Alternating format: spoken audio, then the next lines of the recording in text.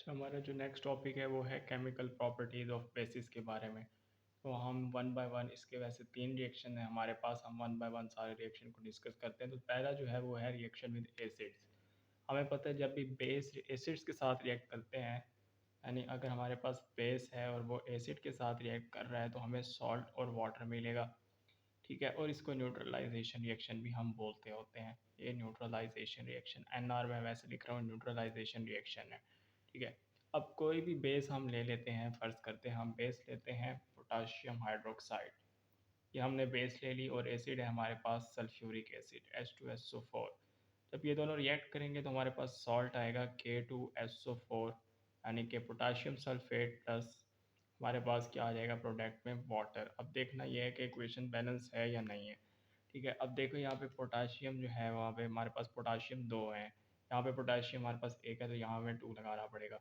अब पोटाशियम दो पूरे हो गए। ऑक्सीजन देखें, ऑक्सीजन दो यहाँ और चार यहाँ, छः। अब ये चार और एक यहाँ पे पाँच हो रहे हैं तो यहाँ पे भी हमें टू लगाना पड़ेगा।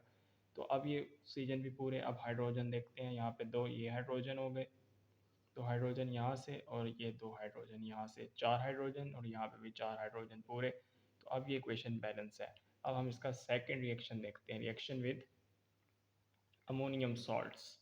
ठीक है, सेकंड रिएक्शन है रिएक्शन विद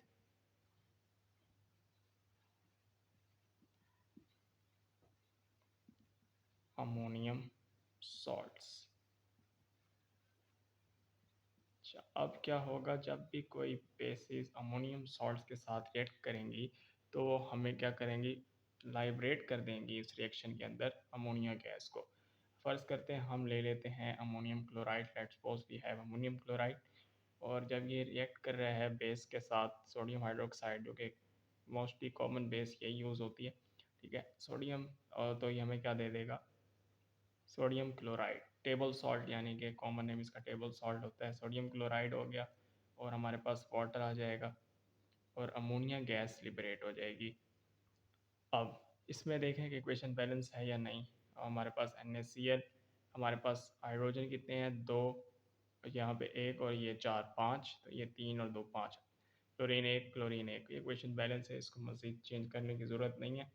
उसके बाद अगर हम बात करते हैं अमोनियम सल्फेट की, जो कि अमोनियम सॉल्ट है, ये अगर हमारे पास किसी भी हमारे पास किससे रिएक्ट करेगी, अल्कलीज यानी कि बेस से। यहाँ पे हम कोई और बेस ले लेते हैं, अगर हम कैल्शियम हाइड्रोक्साइड ले लेते हैं तो हमारे पास क्या होगा, रिएक्शन में कैल्शियम सल्फेट आ जाएगा। और इसके अलावा हमारे पास क्या होगा, वाटर बनेगा और अमोनिया गैस लिबरेट हो जाएगी। अब इस इक्वेशन को देखना है कि ये बैलेंस है या नहीं है। तो यहाँ देखिए हमारे पास कितने हैं, कैल्शियम एक ही है, कैल्शियम एक है, एस एक है, एस एक है, ओ हमारे पास चार ये हैं और दो यहाँ से हैं। जब भी ये मल्टीप्लाई हो जाएगा, जब भी ये ब्रैकेट के बाहर होगा तो to multiply by one, oxygen कितने हो गए, टू ऑक्सीजन। तो दो और यहाँ पे चार ऑक्सीजन, मतलब छः ऑक्सीजन है, जबकि यहाँ पे चार और एक पाँच ऑक्सीजन है। तो यहाँ अगर हम टू लगा दें तो क्या अब हमारे पास ऑक्सीजन पूरे हो जाएंगे, चार और यहाँ पे कितने हो गए, दो, चार ये हो गए और दो ये हो गए ऑक्सीजन। तो ऑक्सीजन अब पूरे हैं। अब हमने क्या करना है, यहाँ पे देखें हमारे पास नाइट्रोजन जो है वो भी हमारे पास पूरे नहीं है। यहाँ पे एक नाइट्रोजन है, यहाँ पे नाइट्रोजन दो हैं। तो इसके साथ अगर हम टू लगा दें, अब ये नाइट्रोजन पूरे। और हाइड्रोजन को देखें तो four multiply by two is equal to eight hydrogen, और यहाँ पे दो हाइड्रोजन, तो कितने हो गए, eight plus two equal to ten hydrogen. यहाँ पे देखें तो three multiply by two six hydrogen, और प्लस ये हमारे पास चार हाइड्रोजन इस इधर से आ गए। तो यहाँ पे हमारे पास कितने हो गए, टेन हाइड्रोजन हो गए। तो अब ये इक्वेशन बैलेंस हो गई। ठीक है, तो अब हमारे पास है third reaction, precipitation of hydroxides.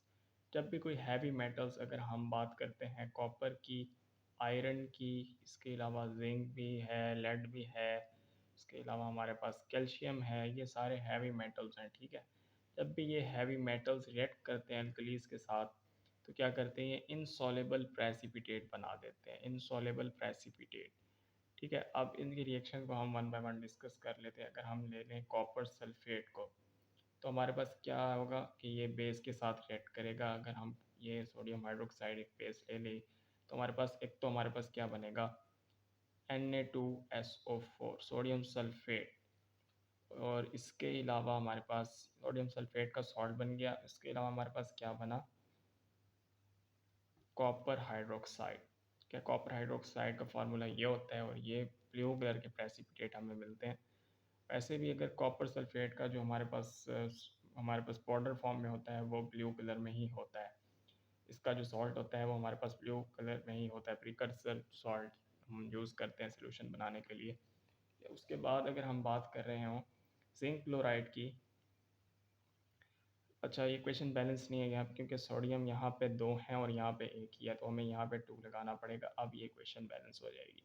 अब ये जिंक क्लोराइड अगर हमारे पास सोडियम हाइड्रोक्साइड के साथ रिएक्ट कर रहा है तो हमें क्या देगा, ये NaCl सोडियम क्लोराइड दे देगा, सॉल्ट दे देगा। उसके अलावा हमारे जो पास प्रेसिपिटेट बनेंगे वो जिंक हाइड्रोक्साइड के बनेंगे। अच्छा अब इसका कलर क्या होगा, जिंक क्लोराइड का जो प्रिकर्सर सॉल्ट हम यूज़ कर रहे होते हैं वो हमारे पास होता है वाइट कलर का, ठीक है। तो इसके प्रेसिपिटेट भी वाइट प्रेसिपिटेट बनते हैं।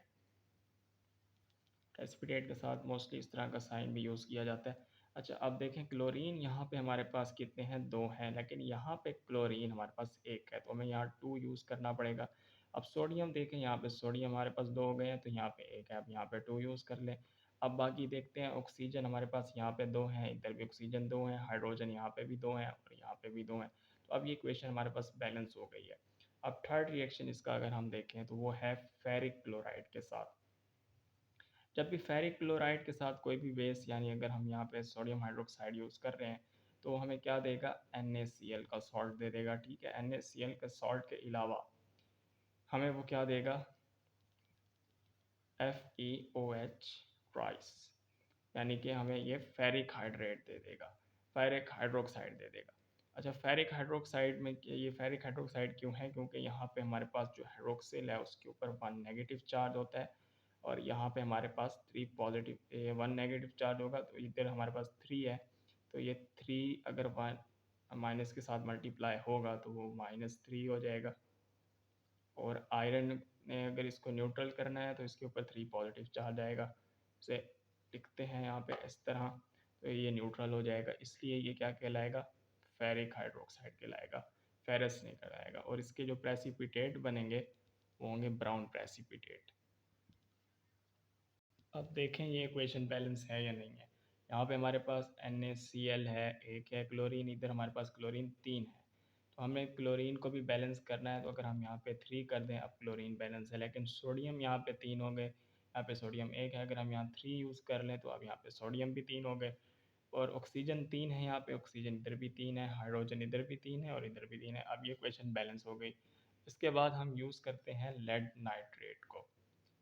लेड नाइट्रेट को अगर हम यूज़ कर लें और इसको हम रिएक्ट करवा दें बेस के साथ, तो हमें क्या करेगा वो, तो इनसॉल्युबल प्रेसिपिटेट देगा और कोई ना कोई सॉल्ट देगा, और वो सॉल्ट होगा sodium nitrate. Sodium nitrate NaNO3 इसका फार्मूला होता है, और इसका हमारे पास जो प्रेसिपिटेट आएंगे वो PbOH ट्वाइस हो जाएगा, यानी कि लेड हाइड्रोक्साइड होगा। और लेड के भी जो प्रेसिपिटेट बनेंगे यहाँ पे वाइट प्रेसिपिटेट बनेंगे, ठीक है। अब ये क्वेश्चन देखें बैलेंस है या नहीं है। ऑक्सीजन हमारे पास कितने हैं और नाइट्रोजन और सोडियम वगैरह को हम देखते हैं। तो हमारे पास यहाँ पे नाइट्रोजन जो है वो 2 है, यहाँ पे नाइट्रोजन 1 है, तो यहाँ पे हमें 2 लगा दें। तो अब सोडियम बैलेंस नहीं होगा तो सोडियम के लिए भी हमें 2 लगाना पड़ेगा। अब देखते हैं, सोडियम 2 है, इधर भी सोडियम 2 है, N जो है वो 2 है, NO3 2, क्योंकि यहाँ पे N 2 है और ये ऑक्सीजन 6 होंगे, तो यहाँ पे नाइट्रोजन 2 हो जाएंगे और 3 मल्टीप्लाई बाई 2 6 ऑक्सीजन, ठीक है। और इसके अलावा बाकी जो 2 ऑक्सीजन यहाँ पे भी हैं, तो मतलब यहाँ पे भी ऑक्सीजन की 2 ऑक्सीजन यहाँ है और 6 ऑक्सीजन ये हैं, तो टोटल हमारे पास 8 ऑक्सीजन है, इधर 6 और ये 2, तो यहाँ पे भी हमारे पास पूरे हो गए 6 ऑक्सीजन, तो ये इक्वेशन बैलेंस हो गई। अब हम डिस्कस करते हैं लास्ट 2 रिएक्शन जो हमारे पास रह गए हैं। वो एक, अगर हम यूज़ करें कैल्शियम क्लोराइड को हम बेस के साथ रिएक्ट करवा दें तो हमें क्या दे देगा वो, NaCl और हमारे पास जो प्रेसिपिटेट बनेंगे वो बनेंगे कैल्शियम हाइड्रोक्साइड के, वो भी हमारे पास मोस्टली वाइट प्रेसिपिटेट बनते हैं, ठीक हो गया। अब इस इक्वेशन को देखें कि ये बैलेंस है या नहीं है। ये बैलेंस नहीं है क्योंकि हमारे पास सोडियम सॉरी क्लोरीन जो है वो हमारे पास यहाँ पे दो है और यहाँ पे एक ही क्लोरीन है, ठीक है। तो अगर हम यहाँ पे टू यूज़ कर लें, ठीक है, अब हमने टू यूज़ किया तो सोडियम टू हो गए, तो यहाँ पे टू लगा देते हैं। अब ऑक्सीजन भी दो है, अब ऑक्सीजन यहाँ पे दो है, हाइड्रोजन भी दो है, अब ये इक्वेशन बैलेंस है। अब आखिरी रिएक्शन जो है वो इसका है फेरस सल्फेट के साथ, ठीक है। फेरस सल्फेट को जब हम किसी भी अल्कली के साथ रिएक्ट करवाएं, यहाँ पे तो हमने मोस्टली सोडियम हाइड्रोक्साइड यूज़ किया है, तो वही यूज़ कर लेते हैं। अब हमने फेरस सल्फेट को जब हमने रिएक्ट किया, क्योंकि फेरस है ये फेरिक नहीं है, क्योंकि यहाँ पे टू पॉजिटिव है और इधर टू नेगेटिव चार्ज होता है सल्फेट के ऊपर। जब ये सोडियम हाइड्रोक्साइड के साथ रिएक्ट करेगा तो हमें क्या दे देगा, Na2SO4 का सॉल्ट दे देगा। उसके अलावा हमें ये जो देगा वो देगा FeOH ट्वाइस, यानी कि फेरस हाइड्रोक्साइड। अब ये है फेरक्स हाइड्रोक्साइड, क्योंकि हमने अभी कहा कि हाइड्रोक्सिल के यहाँ नहीं कहा हमने, वैसे हाइड्रोक्सिल के ऊपर वन नेगेटिव चार्ज होता है, तो ये टू से मल्टीप्लाई होकर टू नेगेटिव हो जाता है, और इधर न्यूट्रल करने के लिए टू पॉजिटिव चार्ज होता है, तो ये फेरस हाइड्रोक्साइड कहलाता है। और इसके जो प्रेसिपिटेट होते हैं वो होते हैं डर्टी ग्रीन कलर के। इसको देखते हैं इक्वेशन बैलेंस है कि नहीं है, ठीक है। अब देखें इक्वेशन बैलेंस है या नहीं। हमारे पास इधर सोडियम कितने हैं, दो हैं, यहाँ पे सोडियम एक है, तो इक्वेशन बैलेंस नहीं है। इसके लिए अगर हम यहाँ पे टू यूज़ कर दें तो अब हमारे पास ये इक्वेशन बैलेंस होती है या नहीं होती। हमारे पास ये यहाँ पे हो गए सोडियम दो, ऑक्सीजन भी दो हैं, ऑक्सीजन यहाँ पे दो ये हो गए, चार ये, छः ऑक्सीजन, चार ये और दो ये, छः ऑक्सीजन। आयरन एक ही है, आयरन तो एक ही आ गया। सल्फर हमारे पास एक है, सल्फर एक आ गया। सोडियम दो है, सोडियम दो आ गए। ऑक्सीजन हमारे पास छः ऑक्सीजन भी पूरे हो गए। अब ये इक्वेशन बैलेंस हुई, यहाँ पे हमारा ये टॉपिक क्लोज होता है।